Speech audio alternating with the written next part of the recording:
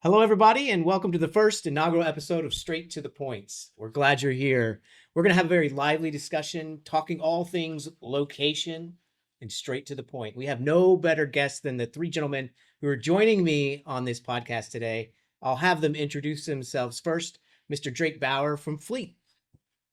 Hey guys, great to be here. Thanks for putting this on. He said, my name is Drake Bauer. I'm the CEO and co-founder of Fleet. We're a fleet management tool designed to help fleet managers improve their daily workflows. Perfect. Tim, how about your company and yourself? Thanks for having me. I'm Tim. I'm from Fleetyr, CEO and founder.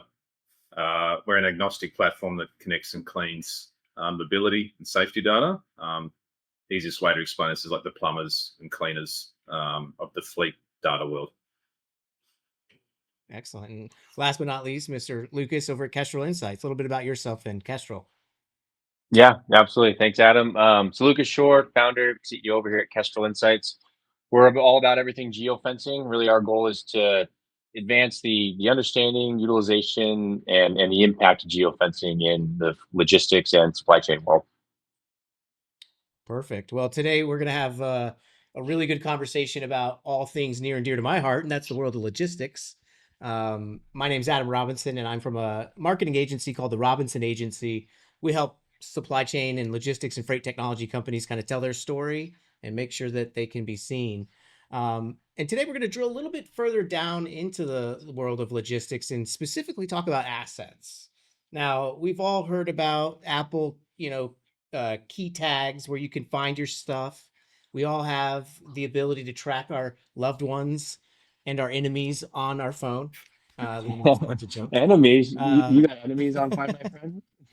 Yeah, you can keep your enemies closer, as they say. But when it comes to the world of logistics, we have some assets, right? We have the power unit, we have trailers, we've got warehouses, we got people. Those are a lot of assets that are moving around the world of logistics. And these gentlemen right here give us a sense of how do we automate processes around fleet management? How do we get visibility into it?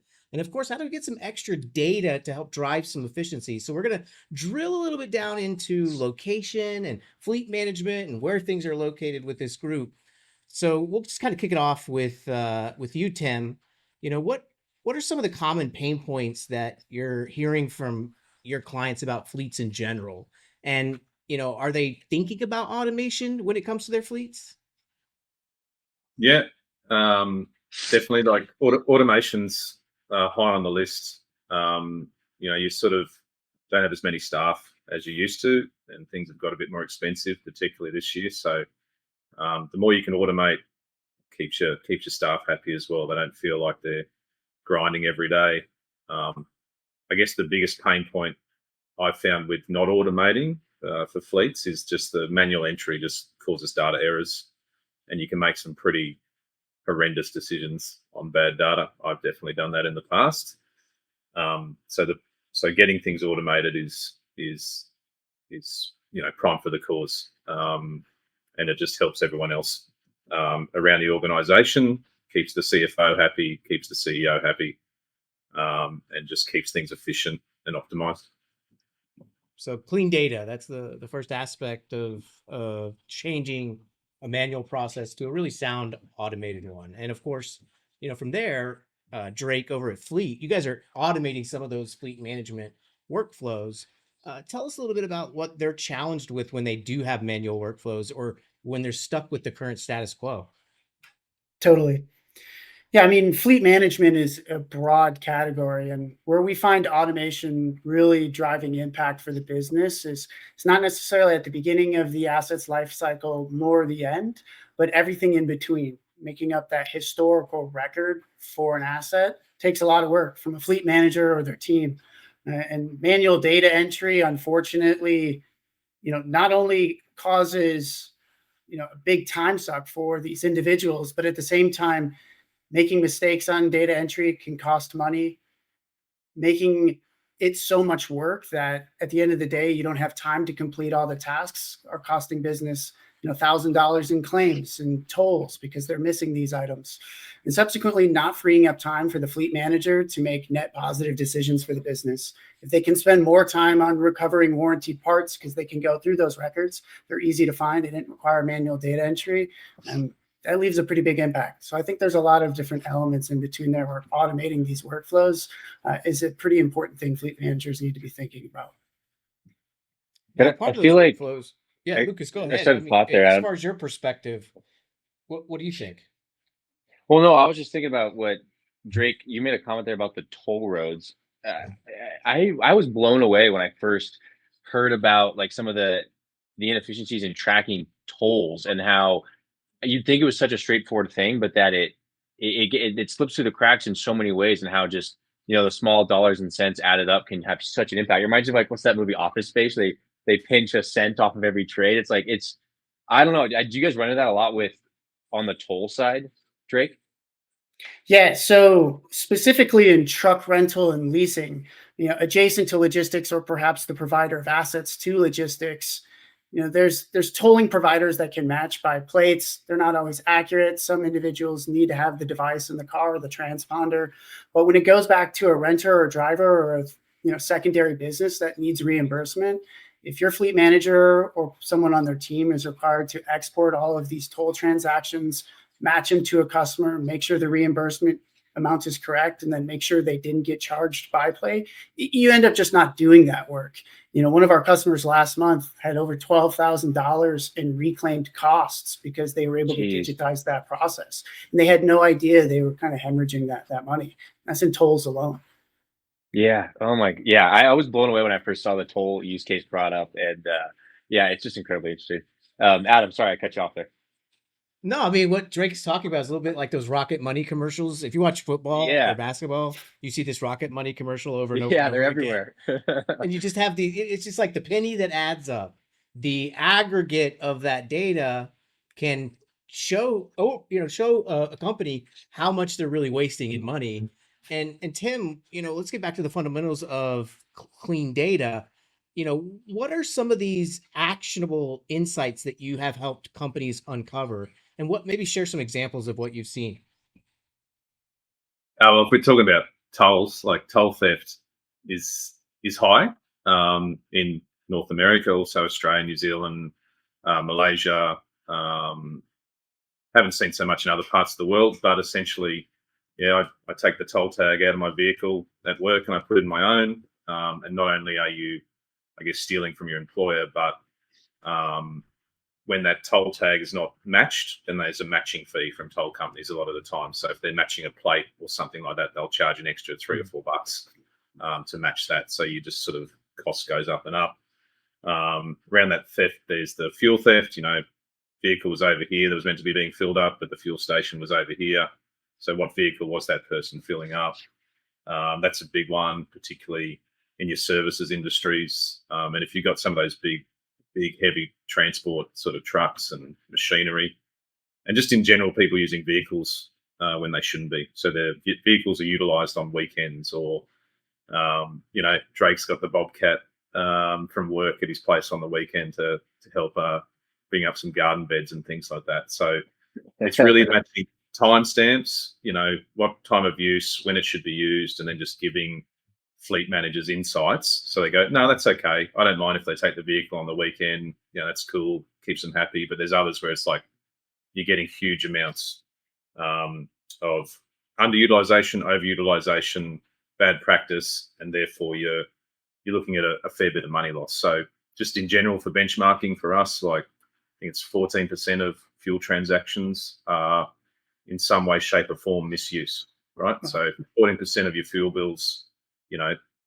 not for the business, then one, you're going to struggle with any, emissions or EV sort of transfer and make decisions around that. But also you're just losing horrendous amounts of money.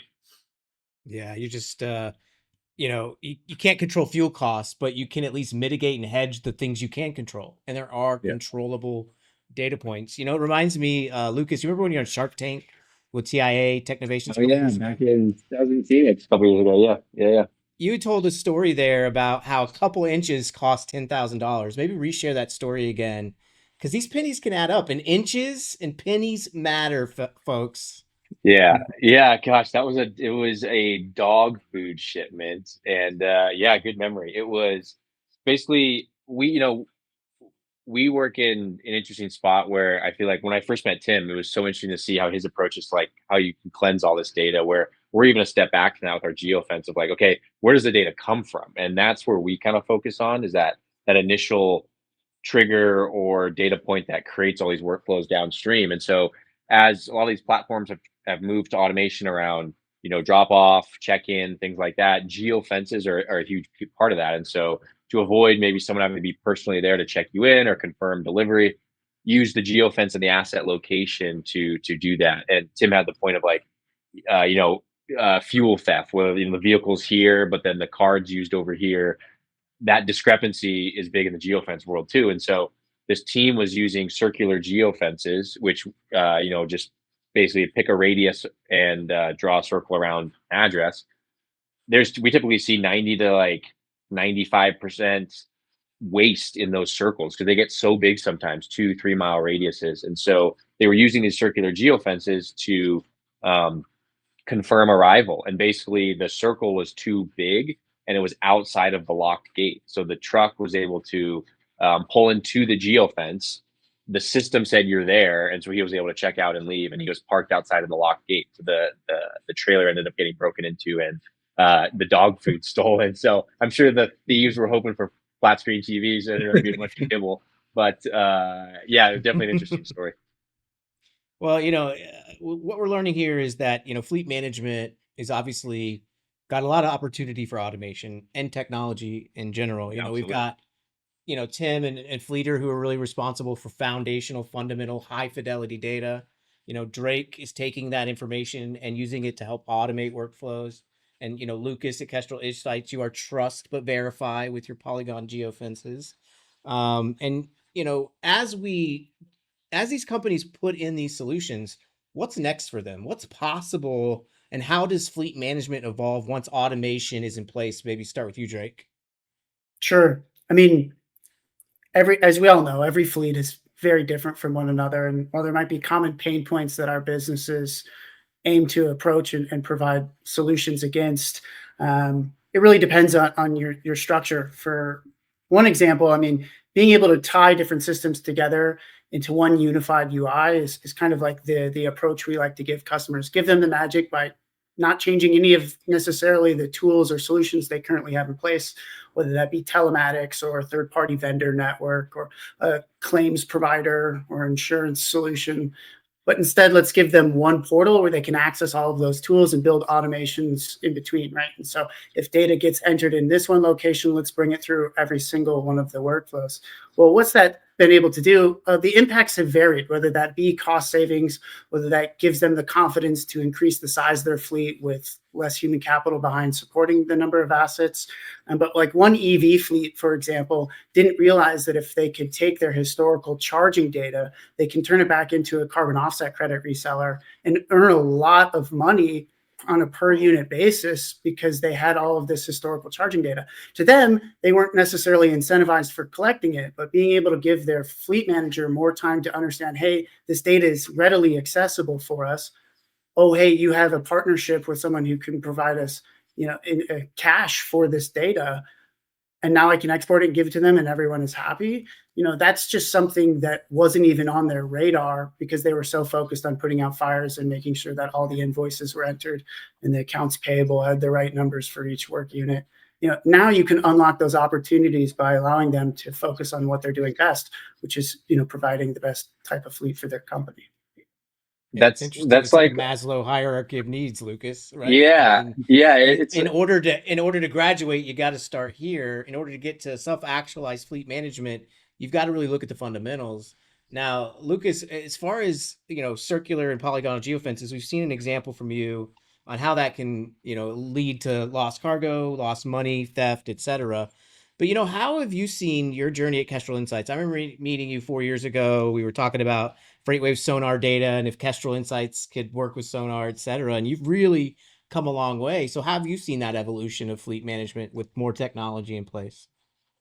Yeah, I was just say too, building on Drake's comment, it's almost like one of those I get those commercials on podcasts and stuff all the time of like cash back for just using an app when you buy gas. And it's like, is this even real? Like, it doesn't make any sense, but it's like, it's like the pitch is you're already doing this stuff. There's value in all these things you're already doing. And, your point of, use that data, harness that data, and then flip it around to do all these other things is really cool. I think that's just a hilarious parallel. But yeah, Adam, from our side of things of kind of where the biggest impacts we've seen in kind of our journey with this funky little data niche of geofencing is very similar, like what Drake said, in terms of when you solve some of these problems, what it opens up for the business to really think about, like past that, because you get so heads down and sometimes just trying to maintain the status quo because you're just holding on for dear life. And when you can free that up, it frees up manpower and creativity, not just manpower in terms of just hours to go put into some other task, but just the creativity and the brain space to think about, okay, what other cool things can we do as a business? Where are there opportunities to optimize? And so we see that a ton just in how people think about their geofencing strategy. So oftentimes they're like, hey, loads are coming in. We gotta get the load, we gotta get the address, we gotta draw the geofence, or we're gonna use this circle, and then we're gonna figure out how to weed out the errors. You just get so stuck in that world. And then when you automate with a tool like us when it comes to geofencing, it often just blows people away, like, oh damn, that would have taken me weeks. Now I'm done. What can I do now with all this cool stuff? So we just see how it just opens up people's perception of what's possible around geofencing and tracking and things like that. And that's, I think, the coolest thing is that aha moment of like, geez, the monkey's off my back. Now let's go like do the fun stuff. No one likes sitting on a computer drawing geofences. So if we can get them out of that funk, that's what we love to see. Can you also automate the treadmill? That's what I'd like to know because nobody likes to. Yeah. What's the You know, the old 80s, 90s exercise things are like these bands that just shake you. And it was like, yeah, exactly. like, oh, this will work. Yeah, exactly. Can't Yeah. automate driver health yet. We're getting close, but I think I'd like to get your perspective on this, Tim. You've been doing this for a little while now, and as you've kind of run the company, interface with clients, I'm sure you've thought about this problem that you're helping solve for longer than the company's been around. But are you seeing from fleet managers or from asset-based carriers or from even shippers and brokers, are you seeing them ask better informed questions than they were 5 years ago? Are they now saying, I want to achieve this, and you're able to kind of architect sort of maybe some of the automation or some of the digitization that you bring, to their thinking? Yeah, man. Yeah, 100% on that one. They I think what they've started to realize is with automation they can get the most out of the software or hardware they purchased, right? And I don't think this is controversial. I feel sometimes fleet managers, or even though they're the most important thing in a business, they tend to not be taken as seriously as others. And I think when they've optimized the software they've used by putting some geofences in via Lucas or whatever, and they're starting to sort of really show that they're looking into things at a deeper level than most people thought they were. And that automation process has definitely helped them get into some interesting spots. Like if we look at sort of combining, your usual telematics driver behaviors with, missed inductions from, construction software, and then you combine that with insurance claims, then you start to see, oh, well, Tim's in the top 2% riskiest of my employees. I should probably go have a chat to him. Whereas someone that's maybe just been speeding a couple of times, it doesn't matter as much. You're really knuckling down and finding that 20% of your fleet or your employees that are potentially going to cause you the greatest heartbreaks in a business like this. So yeah, they're definitely asking some interesting questions, some stuff that still isn't possible. And that's, there's a lot in fleet where we have this big, massive picture of, everything's going to be driverless and whatnot. But, it's probably not for a really long time, if not ever, in my opinion. So like seeing them get into stuff that's like more about helping what they currently have and finding those anomalies is really interesting. And it actually helps people like us, all of us here, like just make our products better, right? Because they're starting to see that they can piece things together and they go, how can we make this even better and get the most out of your software and your offering? Absolutely. Well, Drake, it brings me to the question, of collaboration and interoperability of some of these different but similar offerings. Maybe tell us a little bit about how that collaboration, maybe between even Fleetyr or using Kestrel's polygons, what makes it possible for the customer at that point when you guys can kind of come together and collaborate? Sure. Great question, Adam.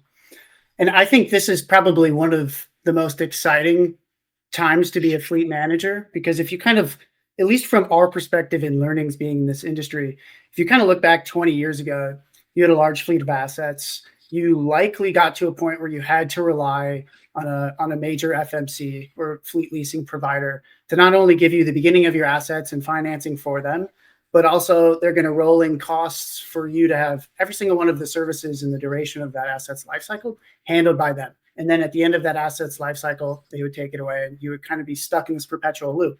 And while a lot of great companies were created with that model, unfortunately, it tied you into an expensive model that you were stuck with. You didn't necessarily have the confidence that the tools and technology could enable you from being a passive fleet manager and outsourcing the responsibilities to an active fleet manager. And today we're seeing a lot of younger folks step into the arena, get hired, get promoted, and they have the ability and confidence with the tools and technology today to be an active fleet manager. End up cutting the costs from $80 to $90 an asset to $8 to $9 an asset a month. And so being able to go to the executive team and be able to pitch that, and then you have your supporting cast of tools to make that a reality. Fleet managers can think about piecing together the best options in each of the categories and automating the synchronicities between them. So if you want to get incredibly accurate geofences set up with Kestrel, you want to be able to pipe into our platform saying every time a truck comes back, please send customer a text and update the internal Teams team and send a PDF report when the truck is outside of the service shop. Like, you can get that granular. And then at the end of the year, if you want to have detailed reporting across all of the operations, because we can feed you in telematics, we can feed you in the operational data, toll spend, claim incidences, et cetera, then you can leverage Fleetyr from Tim's product. And now you look like an incredibly detailed fleet manager who's handled this in-house with probably a fairly lean team, not asking for as many resources as if you were to outsource that entire process. I think that's kind of the beauty of the tools we're looking at today and these incredible gentlemen representing those companies, but kind of the plethora of fleet tech stack you have available to you on the market today as a manager. Yeah, that's what I was going to ask, Lucas. How have you seen, in my world in marketing, or if you work in finance, we're used to thinking in tech stack for the last 10 years. But how exciting has it been? Is the fleet manager now thinking in tech stack? Is that something that you've seen change over the last few years? Well, I think Drake's comment of active versus passive is so true. We've had like prospects we talk to, and we're a no-brainer. We're like, hey, this is exactly it, and they like this is a perfect fit. And they've even said it, like, yeah, our geofences are bad. This is great, but we've had guys where they're like, but this is gonna just highlight how bad other things are. Like, I'm like, yes, but it's not the point of highlighting how bad things are, but it's shining light in the dark corners that you're just avoiding because you know there's something there you're gonna have to address. And this guy knew it was going to fix problems they had with their deliveries and auto arrival and departure notifications. But he was like, oh, it's gonna, some of our addresses are bad and all this stuff. I'm like, it was just, you could tell the resistance to want to go chase and fix those problems because he was just like, oh, I don't want to do it. And so I think the biggest thing we see is, any changes we've seen, like building on that is, yeah, that desire to go after, some of these new products, whether it's like, hey, more accurate geofences, cleaner data, some of these pipelines and fleet management stuff, and just know that you confidently have the tools to go do it. Because I think there's the hesitancy sometimes comes from like, okay, let's say I put in all these geofences. Am I confident in my address cleansing process that we're going to be able to fix that stuff? And like, are you confident that if you're going to go attack these problems, that you've got the tools to do it? And so I think when we run into just eager, like Drake said, active fleet manager, stuff like that, it's just such a no-brainer. And so that's what we see. And from the collaboration side, we're dead in the water with that collaboration. I mean, we're a data product. We are absolutely useless by ourselves. Like, you could look at a pretty Google map, I guess, with some shapes on it, but we need the ELD partnerships, the tracking partnerships. I mean, it's not just critical for us. It's the only way we live and survive, and our data is used. So yeah, it's huge from us from a collaboration side, and something we really lean into. Interoperability is your middle name, it sounds Yeah, like. exactly. You got to bring it all together. Well, it's kind of like, Tim, when you were describing, the different data points and things like that, it made me feel like the guy on Beautiful Mind, just kind of putting it all together. And you can see like the Shutterstock image photo of that person who writes on their whiteboard, and they're just managing their fleet on their whiteboard, except it's virtual and digital. So it sounds like we've got fleet superheroes out there helping their people save money. And, there obviously is a new administration coming in. And the thing that's really at the top of the supply chain world or freight world's thinking is, what are the tariffs going to do if they're in place? And is this strike about the railroad going to be a long, drawn out process? So, Drake, when you're thinking about automated workflows and how you can get more out of per fleet, you'd mentioned almost a 10x, you've been able to divide their costs in 10 from 90 to 9. Are you having these kinds of conversations with people about how do we drive down costs, or what's the main driver for them to want to reduce these costs? Yeah, I mean, I honestly, we're an early stage company, Adam. By that, the company started at the beginning of this year, and so our kind of assumptions around value prop have either been, validated, maybe adjacent, or completely different depending on the customer who we're talking to. And so in some cases, costs are high, and being able to promote an opportunity to migrate to a solution like ours that reduces cost, I mean, that might be an awesome way to build a champion within a company who can then deliver our product. But for some people, it's just a matter of organization, right? You're seeing a lot of consolidation in this industry, a lot of private equity and mergers coming into the space. And so, what was a mom and pop trucking company has now been brought together with 8 other. Well, now you potentially have 8 other telematics and 8 other dealer management systems.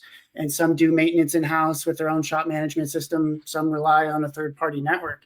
And so just the ability to pull all of these systems together and move fast, I mean, that's outside of cost savings, just a relief for the vice presidents or the directors who are now having to manage 7 times the numbers of employees and have a reporting boss different than ever. That's one specific case. But when you think about how either changing landscapes in our environment, the different things that fleets are caring about, whether it be cost, whether it be organization, whether it's the ability to scale with less employees. So let's stop throwing people at the problem, inevitably leading to lower costs. I think it really depends, especially in the industry, especially on the asset type. But it'll be curious to see how that changes over time, right? And going into the new year, I'm sure there's going to be a lot of kind of planning for these organizations within a new administration. And, for us, it's just going to be making sure we can support customers in the right way, depending on if their business changes or not. That's a really good answer, man. You're there for them no matter what happens. And I think, Tim, out there in Australia, maybe the tariffs aren't a factor for you, but one, you guys are probably helping primarily of your companies in which geographic location, Tim? Mostly North America, yeah. North America. So, there could be some impacts for your customers. When you're meeting with leadership at some of your customers, are you having sort of these bigger conversations about what they're facing as far as industry headwinds? Yeah. I'd say 90% of the conversations are about insurance with our guys. The cost of insurance has gone through the roof the last 8 years. I think it's been I forgot what they call it, like a hard market the last 8 years. So I've had really private conversations where there's the decision made that you don't tell the insurer that you wrote off a truck or that you wrote off a bit of machinery. You just bury it, forget about it, hide it, because they know their premiums are going to go up because of that. So that's the most dangerous thing I find for the industry, because we're sort of like everyone in this call would have dealt with people that don't want to know the problems, and they're impossible to sell our solution to, because if I can't see or hear the problem, then I have no accountability. And I feel like that overcost in insurance is potentially making the world a much riskier place. Like, Australia's only a small place, but we've got all the tech there is possible in cars now, and our road tolls have gone up, I think, 10% this year from last year. and you think like all this tech's meant to make people safer, right? And it's got worse. So I think the really, and yes, the US guys are tariffs and all that kind of garbage that's getting played out is going to be an issue, particularly for the freight guys and the Canadians. But it's sort of just, it's like they're still sort of thinking like, well, that's one bit, but right now the big issue for us is insurance and making sure the legal stuff in the US as well. Like when you drive on a highway down in there, like you've got like 17 different attorneys, billboards up on the highway and stuff like that, all competing for business. So I think that space is one that people are really concerned about. Okay, and Lucas, one of the things in pivots that you guys have had and conversations that I've had with you is this idea of being able to have a clearer view of your business through analytics and through interoperability and through automation. As far as these kinds of industry specific events or geopolitics, how do you kind of start talking to your customers about conversations on how to use your product better? What are they doing to get the most out of that now and to leverage as a way to stay ahead of issues? Yeah, I am by no means claim to be a political insider, claim to be always caught up on that to the most of what I could probably be doing, but I do think the most consistent comment or the direction the conversation goes is, I mean, if you think about it, 4 years for a presidential term with two individuals with drastically different points of view on all kinds of issues and topics and things like that. Like it's such a short period. Like 4 years goes by fast. And so regardless of this transition, the next administration, whoever it is, like I think the ability to just stay nimble and be able to handle any unknowns, again, whether it's the Trump administration coming back, Biden going out, whoever it is, whoever's next, whoever was first, like I think that's a big thing is staying nimble. For example, we've seen a big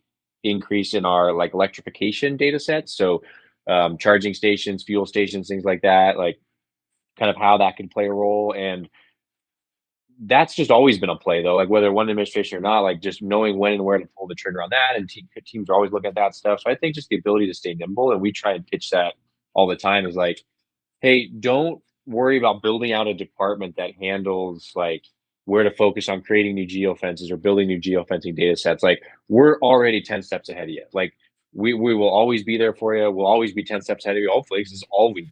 Like usually teams we're talking to, whether they're managing a fleet or they're doing this, that, and the other, this is just a portion of what they do. For us, this is all we do. So that's like kind of how we pitch it, whether it's geopolitical things that are changing or whatever it is, how we can help them stay nimble to be able to handle just things coming at them from a different direction. So I try not to get hung up too much on this administration or the next one. It's just like, hey, business is moving forward. Like, just dodge the punches or you're going to take one on the chin.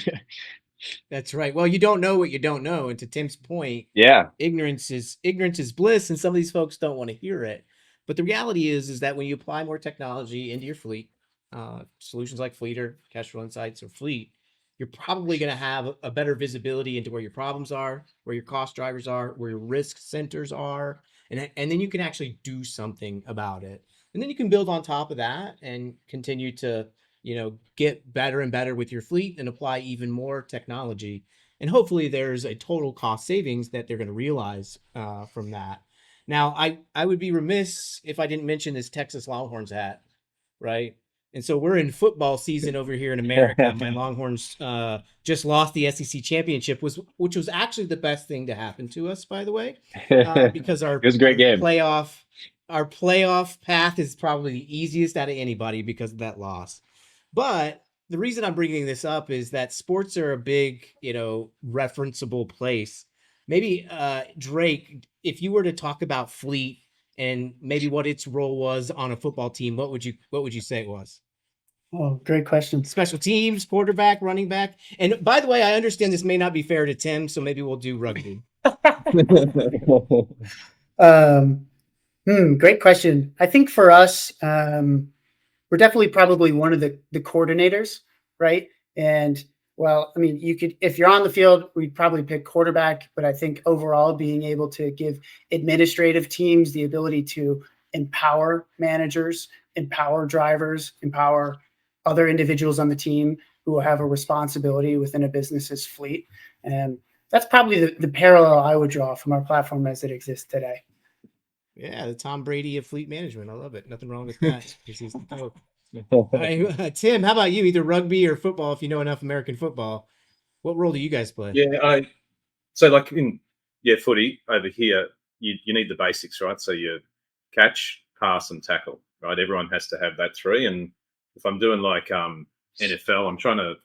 You've had guys like, I think is it Troy.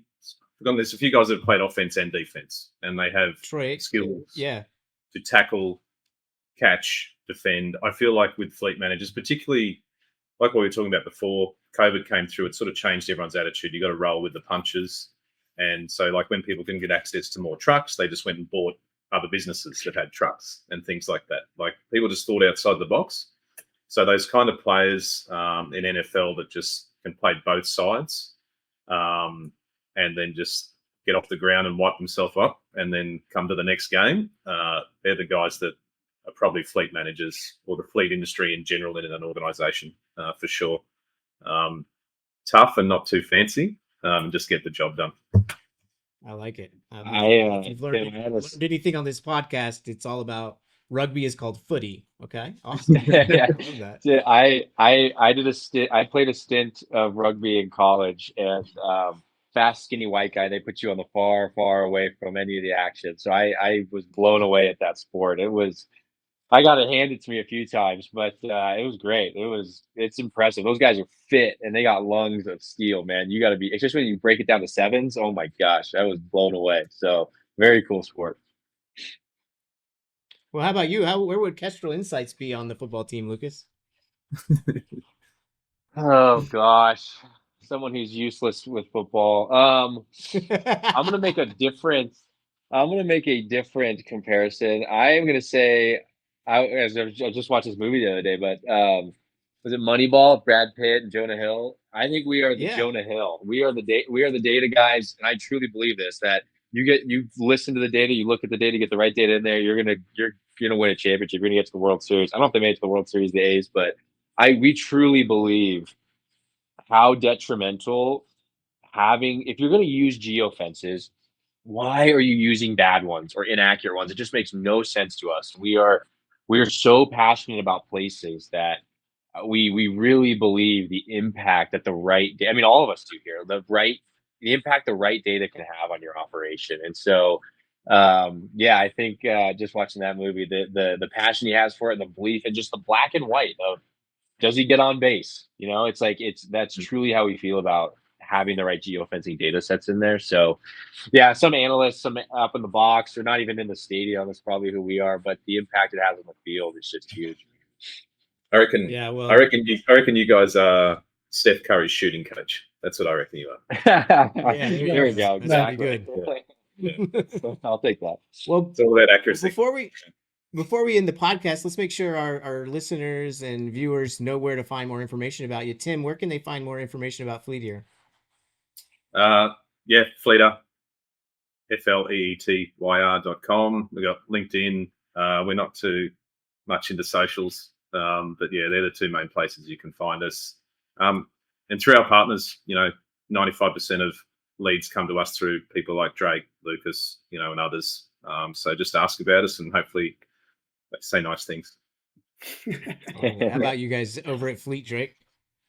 Sure. Website's made point of contact. You can get to us from there. It's www.getfleet. That's getflete.com. Otherwise, yeah, we're on LinkedIn and occasionally post a blog. So you'll see us somewhere. Right on. And to round out the geolocation mafia, Lucas, where can they find more about Kestrel Insights? Yeah, website and LinkedIn, definitely the best. You want to see what we do, jump on the website. You can submit a location and get a geofence back and truly see what we do there. So yeah, those are probably the two places. We're easy to get a hold of. So reach out in any way. If you're in Whitefish, Montana, you can come knock on the door. So Those are the best places. Awesome. Well, hey, gentlemen, really appreciate your time today. And for our listeners and viewers out there, we thank you for tuning in to Straight to the Point, episode 1.